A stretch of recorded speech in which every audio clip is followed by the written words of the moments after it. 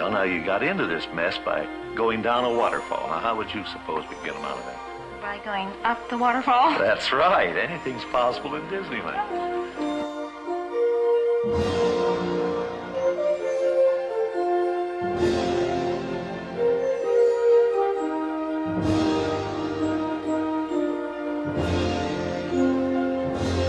To all who believe in the power of dreams, welcome. Disney's California Adventure opens its golden gates to you. Here we pay tribute to the dreamers of the past, the native people, explorers, immigrants, aviators, entrepreneurs, and entertainers who built the Golden State. And we salute a new generation of dreamers who are creating the wonders of tomorrow, from the silver screen to the computer screen, from fertile farmlands to the far reaches of space. Disney's California Adventure celebrates the richness and diversity of California, its land, its people, its spirit, and above all, the dreams that it continues to inspire. And now, right this moment together, let us unveil to the world a golden dream that will continue to shine in the hearts of generations to come.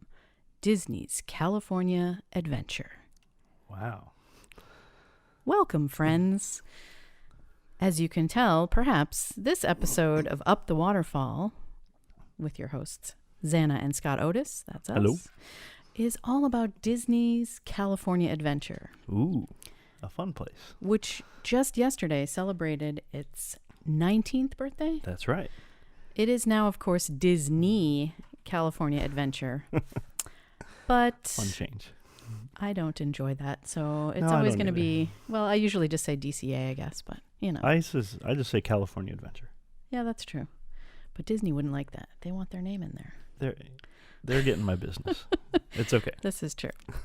Well, of course, you're listening to Up the Waterfall, where we journey up the waterfall of Disney past with a nostalgic look at all the facts and figures that make up Disney's history. That's right.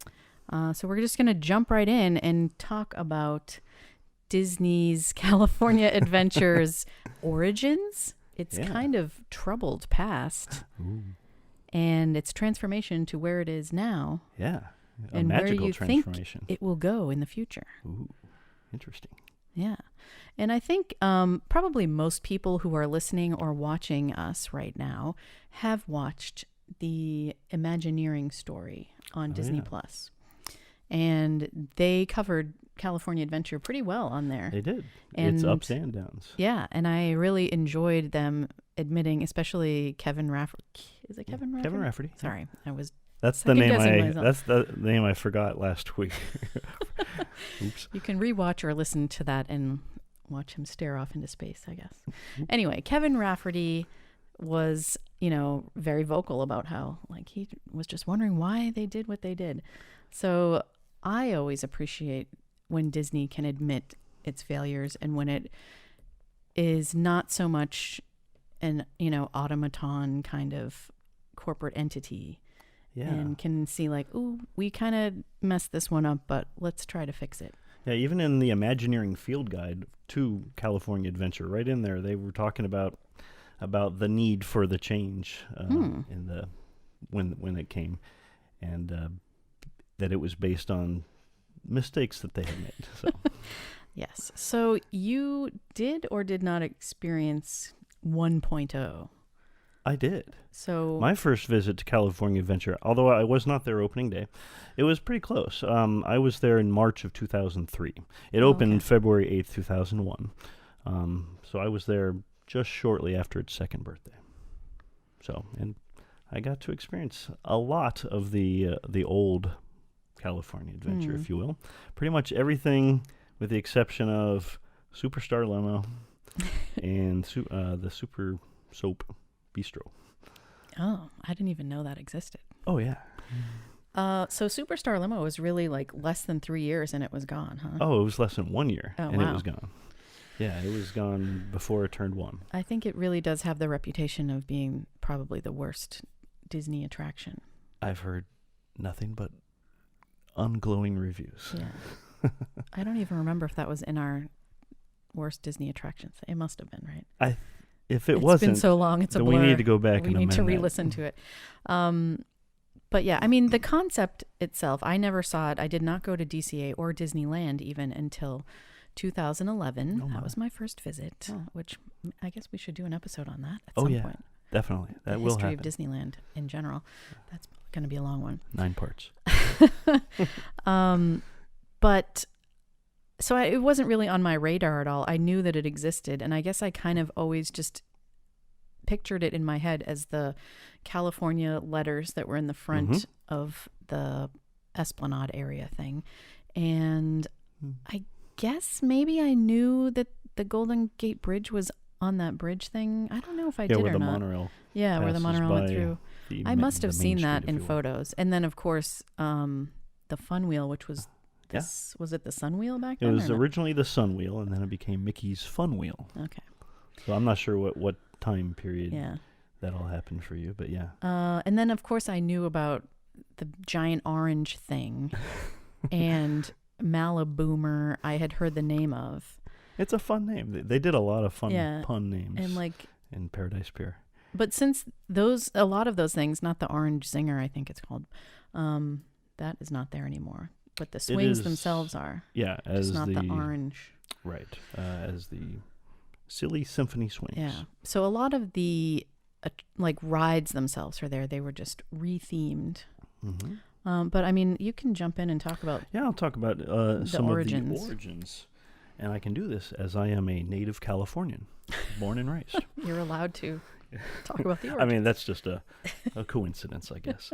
But anyway, so the original plans were announced, I guess, back in May of 1991 for an expansion of some sort. And that's actually when they had come up with an idea for Westcott, which was, I guess, a Western version of Epcot Center, which was a little weird. They're going to have hotels there and an expansion of Disneyland, the park, as well as a downtown Disney. It wasn't called Downtown Disney then, but what that became. But also just the fact that their second gate would be Westcott. And actually had the opportunity to have overnight stays in the World Showcase area. That's what they were planning. But one of the things that they had said, there was going to be a 300-foot gold sphere, and that was going to be the dominant landmark. Yeah, I do remember hearing that. And then there was going to be like a 45-minute water ride with 5 different stops, with 9-minute shows in between all of the stops, kind of like in Jungle Cruise type boats that took you to all the different lands around the world, including Europe, Asia, Africa, the Middle East, and that kind of thing. Those plans, though, were dropped in 1995 due to, high costs and oppositions from the locals. They didn't really want a giant gold sphere there. Then they also toyed around with an idea for an ocean-type park that they were actually going to not do there, but in Long Beach, California, where they had previously, Disney had purchased the Spruce Goose, Howard Hughes' original giant wooden plane, and also the Queen Mary that was docked there, which is kind of a small resort area, but they were going to expand upon that and have a giant waterfront area, and they were going to build their second park there with a water-type park. And I think there were some rumblings around that was actually just a way to kind of play off of the Anaheim government to give them more favorable. Interesting. Instead of making the second park right there with Disneyland, we're going to move out here.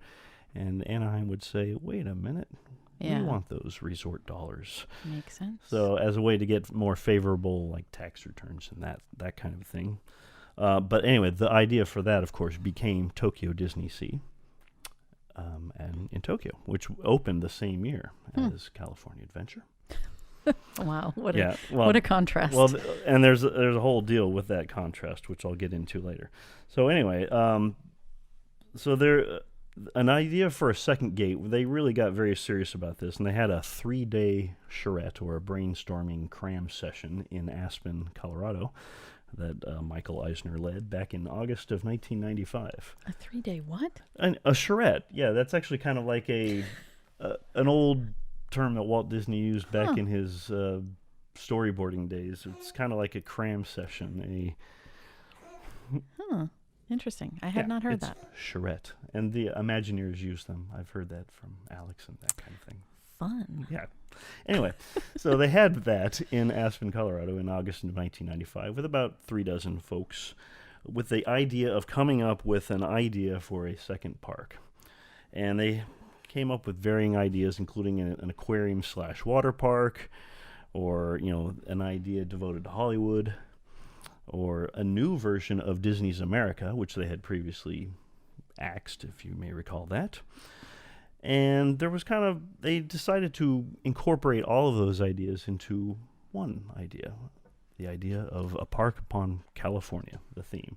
And that, as a theme, is actually pretty diverse, because California is the most diverse state in America, with beaches and mountains, forests and deserts. Yeah. The whole idea of Hollywood, the gold rush, Silicon Valley, Napa Valley, all these amazing themes could be Yosemite. used. Yeah. Did you say that? I meant to. National parks, of course. Yeah. When I said mountains and forests, I meant to include that. Because, it's a home of many national parks, including Yosemite, Sequoia, Redwood, the redwood trees, and Death Valley, Joshua Tree. That's a separate show. Anyway, Lassen Volcanic. Anyway, so they decided to combine them all. And on July 17th, 1996, Disneyland's, 41st birthday? They announced this expansion, and that they were going to include a second theme park, California Adventure, the shopping complex, Downtown Disney, a new hotel, the Grand Californian, and a new parking structure, because, as you all know, California Adventure is located in Disneyland's old parking lot, which I have had many opportunities to visit in my olden days. Yeah, I can't wrap my head around it because I never went there till 2011. Yeah. So to think, like, when you were just saying, like, Downtown Disney wasn't called that, and it wasn't, like, I can't even imagine. Yeah, it really was just a giant parking lot with Disneyland at the end of it, and then a monorail that went right in front of Disneyland, and then also right through the parking lot to go to the Disneyland Hotel. But yeah, all of it was literally a giant parking lot, and they also had a giant power line that went right through it, like a massive power lines. So that was a whole other thing that they needed to deal with, because they needed to remove that. But anyway, so they came up with the idea to do this entire redesign, but not only that, but also to redesign the entire area all around the park, including 22 intersections, the development, as I mentioned, of a parking structure. And they actually purchased many of the little mom-and-pop hotels that dotted around the perimeter of Disneyland and also across the street. They bought out a lot of those and created new parking areas, as well as just beautifying the whole area and calling it the Anaheim Resort District. So that was all done. And so California Adventure, of course, was the main piece of that. And it basically evolved into a celebration of the California dream, with areas devoted to the entertainment and culture of Hollywood, the lifestyle of the beach and the boardwalk and the Pacific Ocean, a district called Golden State, which celebrated its multifaceted history and its cultural richness, including the gold rush and the aerospace industry, the Silicon Valley. As well as the Grizzly Peak area. But originally, they actually were going to also have another thing called the Workplace. This was long before, this was kind of in the development strategy, where they included attractions that kind of showcased how things in our lives were made. And actually, that idea was pretty early on scrapped, but some of the ideas from that came to be with the Bodine Bread Tour, which kind of showed you the development of how bread, and even before the Ghirardelli chocolate factory, they had a Mission tortilla. Yeah, thing, I had heard about that. Which is an amazing little thing that showed how tortillas were made, and it had a fun little contraption that actually had all of the tortillas being made, Yeah. and then they handed them out as samples. So those were side by side things that resulted in fun things to eat. Yeah, that's interesting. But anyway, so that was the idea, of course, and then they built a preview center in Disneyland for the park that opened in October of 1998 in the where the story of Walt Disney is now. But they also included all kinds of neat things that they had to develop, because since they were building a theme park in an area where there's not a lot of room around it, including all of the streets where people have to get to the parks, as well as all of the nearby hotels and all of that, plus the employees, cast members, and everything. If they hadn't developed a system to include as a way to get all of the materials and equipment and people in, it would have been sheer chaos. And it probably was, but they actually came up with a system where everyone that had deliveries had to go to a certain area, and then they had a whole timeline as when trucks could go in and like deliver cast members or products. Very interesting system. Anyway, but it also included, as I mentioned, the Grand Californian, which was, of course, designed by Peter Dominic. And that actually included the unique challenge of having to build a hotel around an existing monorail track. Yeah.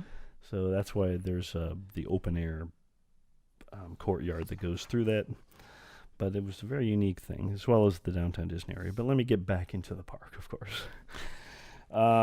So it included a total of 5.5 years after the original announcement, and it cost $1.4 billion and 18 months of construction to do all of that. That's not really that long. 18 months. I think, yeah, that was from the initial construction to the opening, but of course there was constant changes. Yeah. But anyway, so it did have, they had a big opening. A lot of people went to it, but then the attendance quickly died down after it opened. And a lot of the reasons for that is, first off, they had a very cold summer, uncharacteristically cold summer. Winter and spring, that right after it opened, like really cold.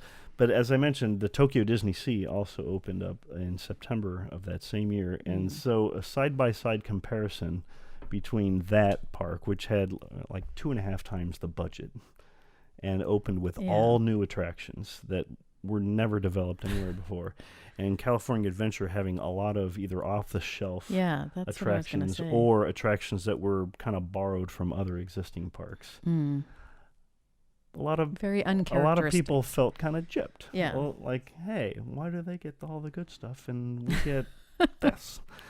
And so, and then also a literal side-by-side comparison of that park compared to Disneyland, which is, the only set of parks at the time that was literally built right across from each other. Disneyland at that time had like 60 attractions. California Adventure opened with quote-unquote 22, and yet they were charging the same admission price.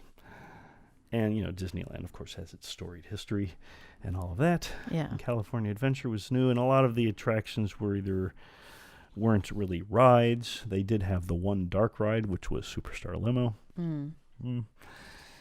So, yeah. What I find interesting is that Bugs Land opened in 2002. Yeah, and that's a very good point. The California Adventure Park was more geared towards adults, and then they very quickly realized, hey, there's not really a lot for kids to do. So that's why they did that. And so that kind of demanded, we need to do something about that, and that is what caused a Bugs Land and Flicks Fair to be made. Assuming that, because I know John Lasseter was very involved in Disney things and all of that stuff. This was before Disney had purchased Pixar. Yeah, that's what I was shocked that, like, why would they be doing? I mean, Disney did distribute the releases of all of the Pixar movies. I know. At that it just point. Seems like very out of the blue to do, especially when they were like, "Hey, this is all about California," and then like, "Oh, here's Bugs Land." They did have a thing called Bountiful Harvest, I think is what it was called, which was just kind of an exhibition of kind of farmland techniques and All things. right, I guess It they didn't could- really have any They attractions. could shoehorn it in theme-wise that way. What did I call it? Bountiful Harvest? Yeah. I think that's what it was called. I might have to look at that. But yeah, that existed kind of where Mater's Junkyard Jamboree now sits. And so very quickly they built a Bugs Land, which included the It's Tough to Be a Bug attraction, which they borrowed which they borrowed from Animal Kingdom, because both Animal Kingdom and that movie, A Bug's Life, were released in 1998. And so was just a couple of years right before the opening of this park, California Adventure. So it was a prime property. It did fairly well in the box office, and so it made for a good kids area. And they had all kinds of fun little things, as what's our favorite? Egg rolls are the fastest. Egg rolls are the fastest with the Flix flyers. Yes, but also that was I was family gonna say, joke. Well, that's because if you look at all the different boxes, they had animal cracker or animal cookies, and I don't know why we said egg rolls though, because like egg rolls don't usually come in a box like that. no, It would be like fried But- rice or something. I think it said egg rolls on the side. Oh, Maybe it didn't. we'll never know now. Well, I think you can look at pictures and you probably see that it didn't. I suppose. But Well, yes, anyway, they did go the fastest, and that was our tradition to we always did ride have those. fun there, like ironic fun, just like this Well, is yeah, so little cheesy. Heimlich's it's funny. choo-choo train. Yeah, I which mean that is was funny. Literally just went around and around, but But it had Heimlich little was sense, and hilarious. Heimlich was funny. But very soon it was like, hey, we don't like this, is what the public said with what? with California Adventure. Oh, right. I thought you were saying with Heimlich. No. No, you're right. There wasn't really a lot. And, a lot of the attractions, especially in Paradise Pier, they just went around and around. They had a fun little theme, and they had fun names to a lot of the things. But the only super success was the Soarin' over California, which did premiere there at California Adventure. California Screamin' was pretty popular, but of course it had a height limit, a height restriction. But yeah, very shortly after A Bug's Land opened, they decided to keep building more and more. So they introduced the Tower of Terror. Ah, yes. Except this time, because first off, the only one that had existed at this point was the one at in Florida, which had the fourth dimension. Or is it the fifth? Where the elevators leave the I think it's the fourth. But one of those dimensions. I'm not a huge Might be the fan, fifth. so I'm the Anyway. wrong person to ask. They didn't necessarily have the room to make that big of one, so they actually included Tower of Terrors that did not leave the original chute or the elevator shaft. They did, I think, a pretty good job with it, considering that. But Yeah, I mean, That was people still a liked lot it of fun. out there, I think. Anyway, but then they also they added things like Turtle Talk with Crush. Where was sorry. that added? Was it always in the animators? It was always in the thing? animators. Which is where the ocean actually kind of Sorcerer's goes Workshop right or up whatever. against the animation building in a secret place. So that's how Crush could get there, of course. Oh, I never went to that, so. Are you just making that up? Of course. I thought that was like the story they were going with. That's funny. You should I- be an Imagineer. It's done better in Tokyo, which is actually in the Columbia ship, because that literally is right up against the ocean. That's pretty funny. But Anyway, so I should say, first off, a couple of things. In addition to that, they had brought also over the Main Street Electrical Parade as a way to get people to come along. And, of course, I think that's glowed away and come and gone across various coasts more times than I can count. So, but it was a good get for that park to have the Main Street Electrical Parade. As I mentioned, Superstar Limo very quickly closed, And the facade remained up for some time, and then a couple of years later, that's when the Monsters, Inc., Mike and Sully to the rescue. 2006. And if you think about it, I don't think either one really fits in the Hollywood Pictures backlot area. That's true. I never really thought about it until just now, but you're right. Because originally... I do enjoy the ride.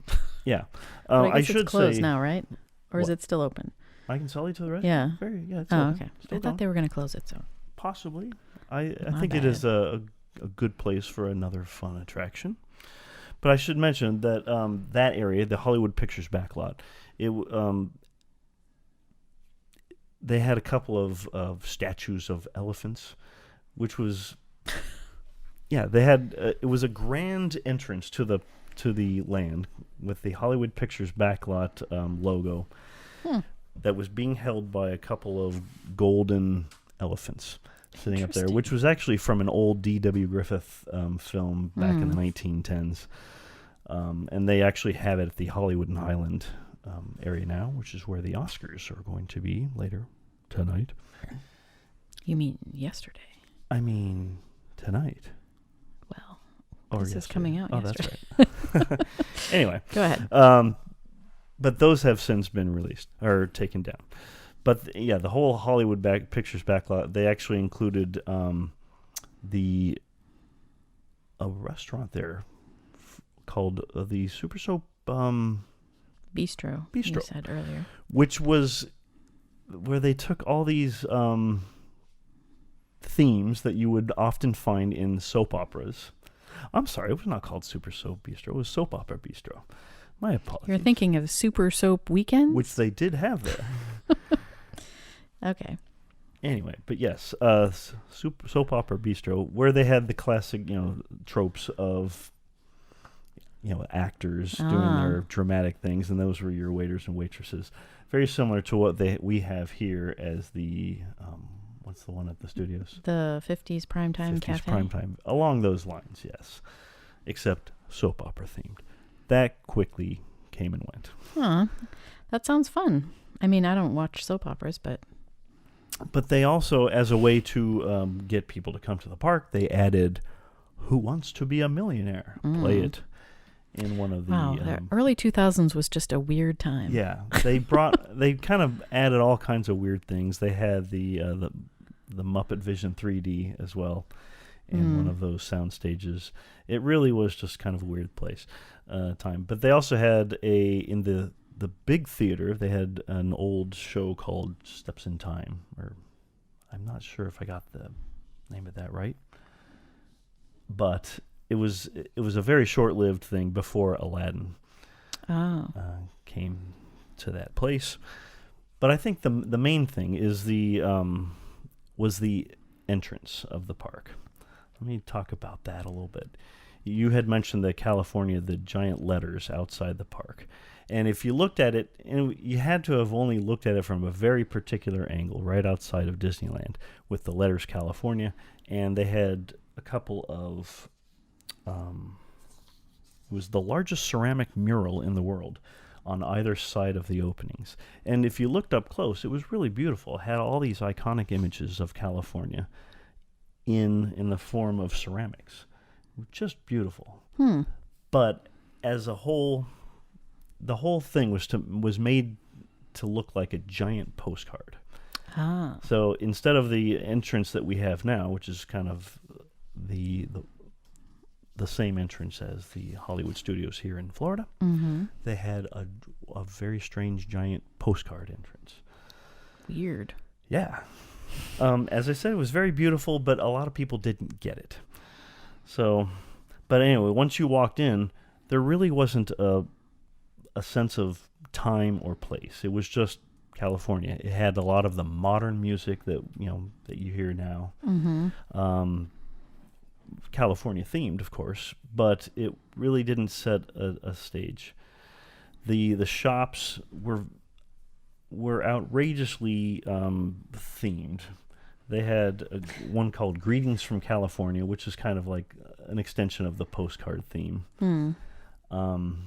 But each of the entrances, this is the one on the left side as you're walking into the park, each of the entrances had just a weird greetings from California sign above it. That was just strange. But anyway, it went on along the way, and it included the Engine Ears toys. And then on where the Starbucks is now, they had the Burbank ice cream. Yes, lots of puns in DCA 1.0. They had a very interesting thing there as well, the California Zephyr, which was a giant train that was based on a train that would travel west to California. Very unique. But then they also had the large sun icon, not to be confused with the sun wheel, right, in Paradise Pier, but it was essentially, a lot of people called it the hubcap because it was like a giant hubcap made of gold, and it had a very interesting fountain along it, and it was just kind of like the center icon of the main entrance, if you will, kind of the weenie of that area, which is a strange thing, because it kind of the entrance just kind of ended there, and you kind of had to just kind of bend around it to keep going to the back of the park, or you could take a left into the Hollywood Pictures back lot, or a right into what was then the Grizzly Peak Recreation Area. I think it was called something different at the time. They had all kinds of different names. Wasn't that the Condor Flats? Yes. Or was that 2.0? Well, Condor Flats, I think, was 1.5, yeah. which then became the Grizzly Recreation Area. But all of that was just an area themed to the national parks and the aviation and all of that, which is where Soarin' Over California was. So anyway, the whole entrance area was just very hodgepodge. And I totally forgot to even mention the Golden Gate Bridge that you had previously mentioned, where the monorail goes right over that street. They had set up a giant Golden Gate Bridge, which, it's a very famous California icon. Of course, the dimensions were completely warped because of how short the bridge is compared to how long the actual Golden Gate Bridge is. They have since changed that to the Hyperion Bridge in Hollywood. But yeah, it was just kind of a strange little hodgepodge of things. And so, right around that time of, the mid-2000s, they realized, okay, the people aren't coming to the park. We need to have a giant change. And so they announced a whole redo of a lot of the major areas, including that street, into what would become Buena Vista Street. Paradise Pier was going to have a complete redo as well. They were going to introduce a brand new land, the largest land expansion ever in a Disney park history. A huge success. Do you know which one I'm talking about? Cars Land? That's right. Interesting thing about Cars Land, Kevin Rafferty actually was originally going to have a land expansion about, the old California car culture. Right. That he was going to have it called Carland. And then he realized that down the road up in San Francisco, where Pixar was, they're developing this new film called Cars. When he heard about that, they all went up to Emeryville and saw what they were doing up there for that. And literally within 6 weeks of going up there, they had storyboarded the entire Radiator Springs Racers attraction. And this was a full 2 years before the movie came out in theaters. Wow. Yeah, so they were on top of it with that. They basically melded the idea of Cars the movie with his idea for Carland, and they developed Cars Land. And that really is just a prime example of placemaking, if you will, because it, kids go through there and say, "Oh, this is obviously where they filmed the movie." It's a dead-on accurate representation of Radiator Springs from the movie. It really is, and it's so expansive, and once you're in there, you can't really see anything but the, I guess it's the Cadillac mountain range. And it's really like a fun place to be and hang out. Whether or not you enjoy the Cars universe, personally, I think we've talked about it before. I don't like to get too deep Let's into not it go down that road because it raises many, many questions that I don't like to think about the answers of. But anyway, Cars Land itself is enjoyable for me. I think they really knocked that out of the park as far as matching it to the movies, which, obviously that was a great way to do it because it was easily recognizable by people. And they went that extra step to make it like the Flo's V8 Cafe, which was really, I think, unique in when it came out. It wasn't serving like burgers and fries. It was different foods, like kind of like diner comfort food from the start, with a little, modern twist to it. So I always enjoy going there, and just the whole thing that they do at night with where they add all the different neon is just like an old, it's a fun thing. Route 66 Old Town feel to it. It's just beautiful. Yeah. Whether or not it's California based, you just kind of have to let that go, I guess. It is Route 66 based, which does go through California. Right. And, a lot of it could be a little bit farther west, a little bit farther east than that into Arizona. Based on or whatever. The mountainy stuff. But I think it's the idea that Route 66 was essentially a western expansion. Yeah. Going from Chicago to Los Angeles. That ended up in California. Mm-hmm. So it's that whole idea. And you could say that about the movie itself too. Yeah. But I think it fits. I think it's a wonderful expansion, and I wouldn't want to see it anywhere else. I did want to tell you, you were saying Bountiful Harvest. Oh, yeah, I knew I had gotten something wrong. I think with it's that. Bountiful Valley Farm. That is exactly right. Okay, so there you go. But it's closed now. So, well, I'm going to jump in and mess up your chronology, I guess, because now you got to Cars Land. My chronology was completely off, and I really wasn't going completely chronological because I've forgotten many other things. So please, feel free. Well, as I mentioned, I did not visit until 2011. And when I did, it was kind of crazy when we got to California Adventure because at that time, Buena Vista Street and Cars Land were both under construction. Yeah. So you would walk into the park. I guess the front was already changed because I have no memory of the letters. The whole thing that they had to do to work on all the different various areas. It was called Wall Central. There were walls everywhere, including the front entrance of the park. Even at one point was moved where you would walk into the park between Soarin' and the Grand Californian Hotel because when they had to work on Buena Vista Street, the actual entrance, they had to move the whole entrance of the park. So basically my point is there's all kinds of fluctuations as to which parts were walled off and when. Lots of walls. I think the front was already changed to the what we call Disney Hollywood Studios entrance, of course themed after, I believe, the Pan Pacific Studios. That's right. I don't think it was the studios. It was an auditorium. Oh, I thought I got something right. No, you got the Pan. Anyway, part right, which is the most important part. When you walked in, it was basically, that's right. It was basically just a wall, and you had no choice but to go all the way around, and I guess you could get to Bugs Land maybe, but then you couldn't get through. So if you wanted to get over to the Paradise Pier area, you had to go all the way around this way. There was no cut through. Yeah. So it was kind of a very crazy It was a very weird time because, as I said, they had to work on all these different areas. Yeah. And so when they finally got one finished, they can open up that way, but then they had to close something else. So there was like hundreds of different iterations as to which ways you could go. Mm-hmm. Based on whatever they were working on at that time. Yeah. And, so it was like a whole 5-year process of all of that going on. Yeah. But then also that year, I did get to see World of Color for the first time. That's right. And I love that show. And I loved the opening of it, which used the original Wonderful World of Color opening. Which they have since brought back. Yeah. Which if you go back to our first shows. That was the original Mm-hmm. opening that Christian designed for us.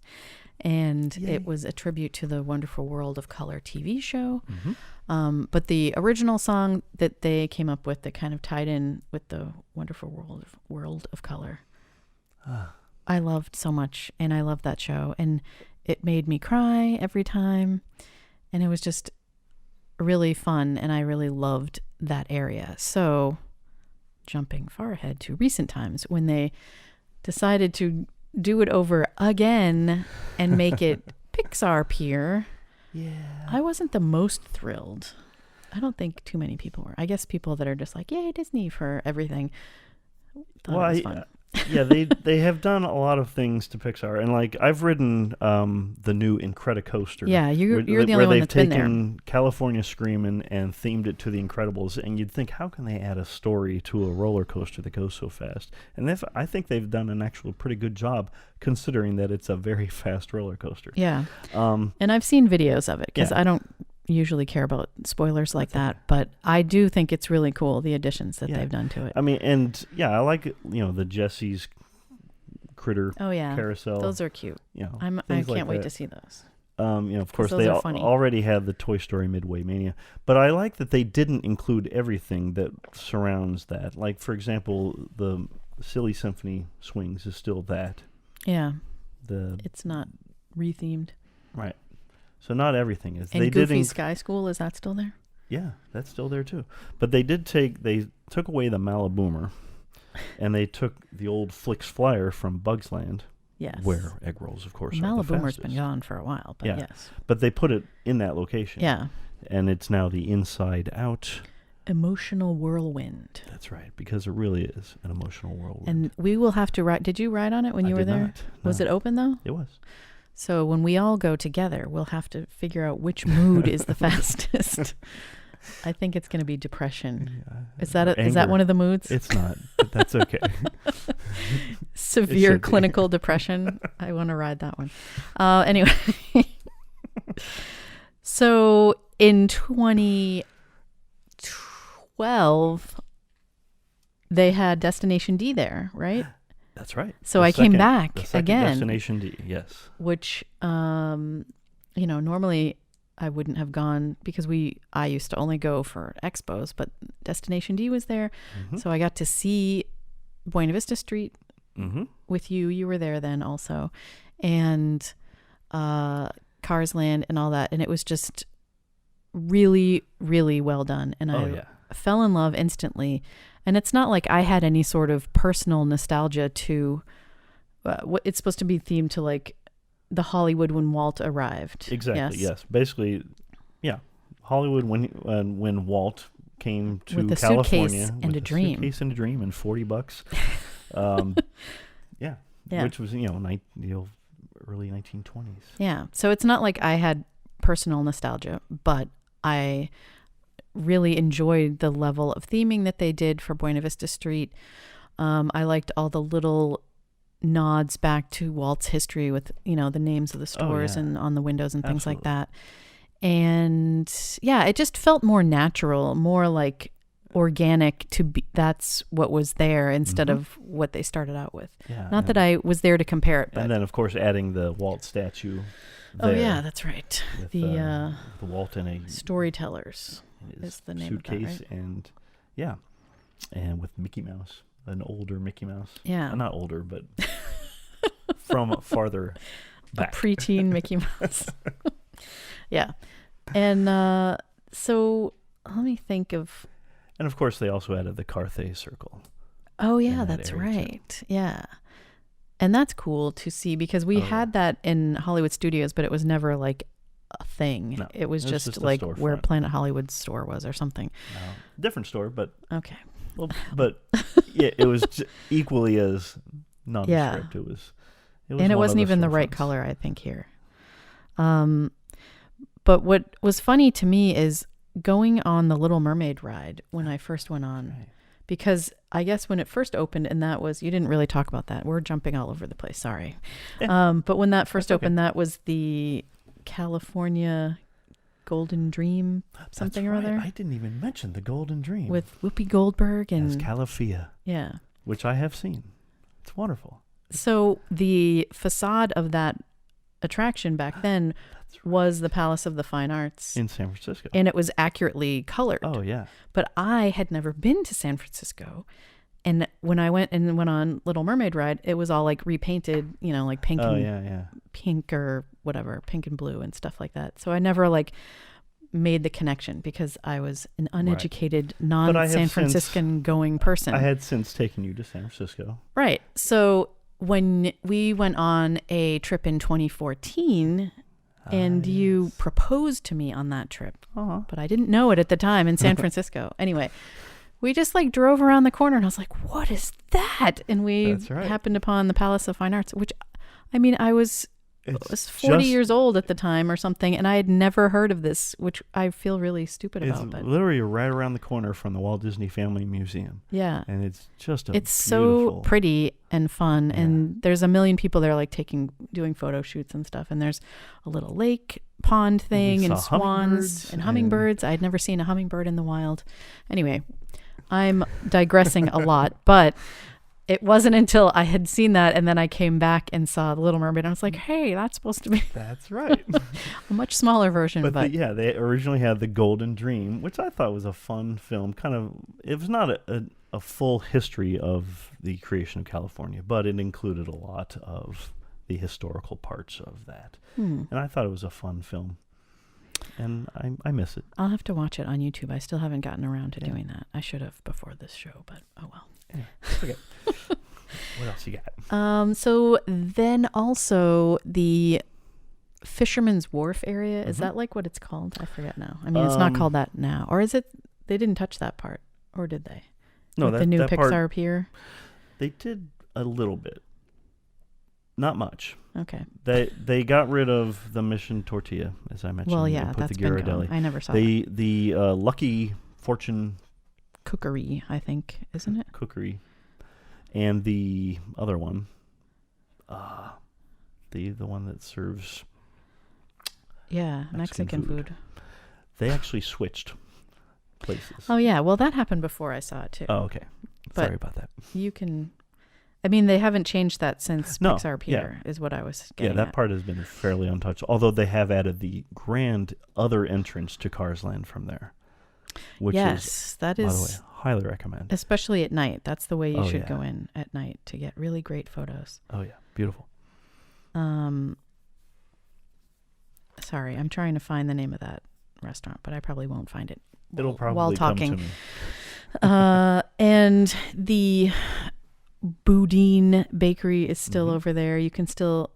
I've had it where they aren't giving out samples of bread and where they are, and I've heard both things. They're not doing the full tour like they used to. Well, yeah, no. And honestly, they should update that because, like, Rosie O'Donnell is narrating it with... Colin Mockery. Yeah, from, like, Whose Line Is It Anyway, which is very They're early actually still 2000s. doing that show, but... oh, are they really? Yeah. Okay. But we actually went to Boudin Bakery in San Francisco just because, I mean, it's a very touristy, like tourist trap, very high priced. But I got a clam chowder in a bread bowl. Yep. Because I was not a vegetarian at the time. It's iconic. Yeah. It was fun to see that connection. And we went to Ghirardelli there too. That's right. Good times. I love California. I really do too. So it's a great idea for a theme park. Yeah, it really is. So that's why it's frustrating when there's parts of it that aren't themed to California. You mean like Guardians of the Galaxy Mission Breakout? Yeah. Woo! Christian is a fan. I mean, you enjoyed the ride itself, The ride is right? fun. Oh, I love it. But does it belong there? Maybe not. I was there for the opening of that, but I did not ride. Yeah. I was and that's scared. probably for the wise because they took... the original Tower. There's Tower more of Terror, airtime and now, it's, right? Yeah, it's so much bumpier and I don't know. Churning. I'll see if I can It's take a some wonderful Dramamine attraction. and go It's on. beautiful. Because I do like Guardians of the Galaxy. It just does not belong there. Yeah. Well, what I didn't like the most about that edition is when we go on Casey Jr. in Disneyland and also Big Thunder Mountain, you can see Oh, that's right. the Guardians of or whatever, it's Tivon's headquarters over there. And I never once noticed Tower of Terror when it was there because it just kind of faded into the distance. That's right. But this is like gleaming gold things hanging on it and like weird colors, and it's very jarring. Thank Joe Rohde for that. Well, Imagineers have to do what they are assigned. I understand that. I think it's very well themed for what he had to work with. It's not like they could move it to the side to get it out of eye shot of the other park across the street. But, it's not my favorite as far as theming goes. But then now Avengers Campus is coming there too. And that's true. I mean, they make the movies in California sometimes. Sometimes they make them in Croatia, I guess. I don't know. But it's a whole new world, as with most current Disney things, I guess. Yeah, and that's the whole idea. What you're saying, Avengers Campus, that they've basically now removed a Bugs Land. Yeah, and that's where they're placing that. So even though they've completely redone the park, they're not just resting on their laurels. They're still making little improvements here and there, changes, because that's the whole thing about this is there's lots of change. It's true.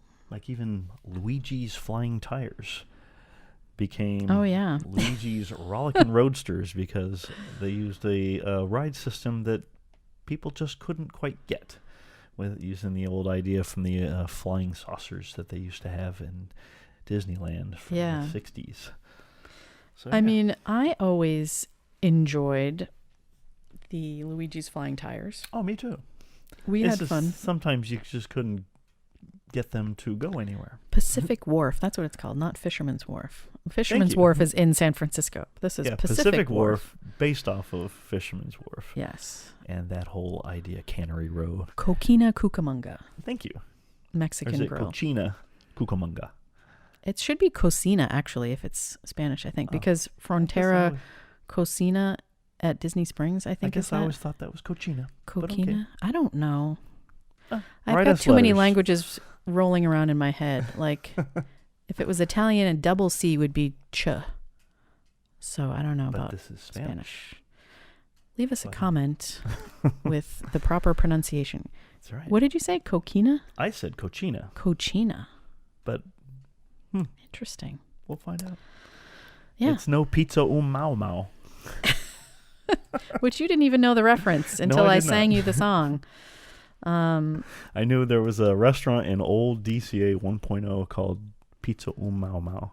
I think I have more like 50s and 60s music references in my head than you from growing up. Because your parents didn't listen to the same stuff. No, they did not. I guess.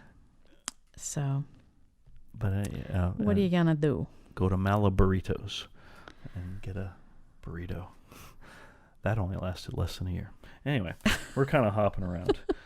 What else you got? I don't have anything else. Okay. Well, anyway, what's the overall theme here?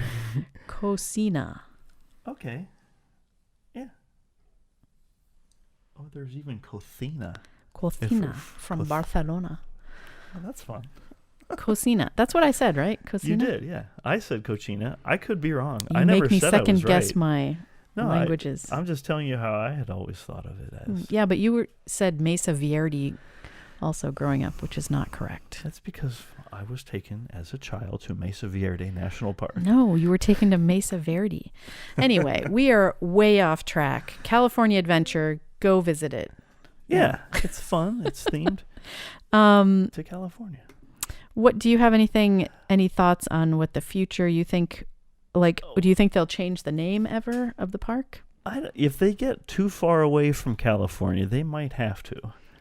I mean, really, what is still themed to California at this point? You have the whole Buena Vista Street, which is... when you have the Grizzly Peak Recreation Area. I do enjoy that a lot. We didn't mention that. When they redid that what year did they redo that? Like 2015, Grizzly Peak Airfield opened. Right. See, they always had that area, but they originally combined it with the... Condor Flats and all that. With that. But then they separated it to become Condor Flats and then the recreation area. But anyway, it is just a lovely location. As you all know, I'm a huge national parks fan, and that really is very evocative of national parks, especially the great ones in California. As I mentioned, Yosemite, the best national park in existence, in my opinion, as well as Sequoia Tree National Park, Kings Canyon, the Redwood Tree, all of those. Yeah. That area with the beautiful waterfall coming off of the Grizzly River Rapids, love it. And so, don't change a thing there. Around the corner from Grizzly Peak River Rapids. Is that the name of the ride? Grizzly River Rapids. Grizzly River Rapids, where you have that wheel and everything. Right behind that is the Redwoods Expedition. The Redwood Trail activity area. I don't know the exact name, but I love that too. Christian used to be calling out these things for us so we could. Something Wilderness Explorers-y now, isn't it? They have, I believe, partially themed it to the Up Wilderness Explorer theme. But sorry. I have always enjoyed that area because it just kind of takes you out of the theme park experience. Redwood Creek Challenge? Yes. Trail. And it has like weird little like zip line things and stuff to do, and for kids. But they also have like little carved totems for different like spirits of the forest and stuff like that. And they really did some super cool stuff at Halloween time. I was going to say that, yes. Which was very similar to what we experienced when we went to Miami this Christmas at the Night Gardens. Lots of weird projection, just wonderful lights and stuff like that. And so you're taking an area that has lots of little paths that go here and there, make it nighttime, add all kinds of crazy lights. Yeah, it's a wonderfully themed area. But they need to figure out how to make that more functional, because there was like huge lines to get into. Because it was done so incredibly well. Everyone wanted to go through there. It's true. But that is a fun area. I do enjoy when Disney does unique, original things that maybe aren't themed to anything in the park, or like, in the Disney universe, which is rare these days. But that's a fun little escape and getaway over there. We proved it with that one day. You remember that one time when we went there in December, and we spent an entire day at California Adventure. We rode the red car trolley. But other than that, we didn't experience any other full attractions. Yeah, we didn't even mention the trolley. Just the greatest time. We saw Viva Navidad about 100 times, and all the different shows, and just walking through that waterfall area, and it's just wonderful. So they've really done a wonderful job taking it from what it was to what it is now, and they're still making little changes to make it more relevant or popular, but it's still, in my opinion, an incredibly wonderful functional area. Yes, and we forgot to mention the trolley until you said that, but that is one of the fun additions to just Buena Vista wonderful. Street. It's not working right now because of the Avengers. That's true. Construction. Really? They closed it down a while ago when they got rid of Bugs Land. I think they just need that area where it turns around by well, it definitely Guardians. Doesn't turn around. It goes both ways. Well, I know, but you know what I mean. I do know what you mean. But yes, that was just a wonderful addition that they didn't have to do. Right. I mean, people don't really need it to get from one place to another, but it really helps make that area, what it is. That time period of Walt coming into Hollywood, and just having it go all the way up the main street with the wires up overhead, all the way down and the little that street. Clang of the trolley. Good times. In fact, I believe we're wearing shirts. This is our one and only matching shirts that we ever have gotten. Got a couple more. Do we? Matterhorn ones and all that. Well, those aren't exactly the same. There's a boy one and a girl one. But yeah, we're wearing our little matching red car trolley Buena Vista Street. That reminds shirts. me, I do have another red car trolley shirt somewhere in my closet. What? Dang it. Is it the one you got, Gio? No, I wish he could still fit in that. That's so cute. I don't think I donated that because I didn't want to get rid of it. But I kept it. Oh, hooray. No, it was a red one with a V-neck. Oh, that's right. Yeah. Probably doesn't fit me now, but that's another story. Anyway, I don't know what else we can say about California Adventure that we haven't already said. What we think could come in the future. I mean, there's not a lot of room for expansion.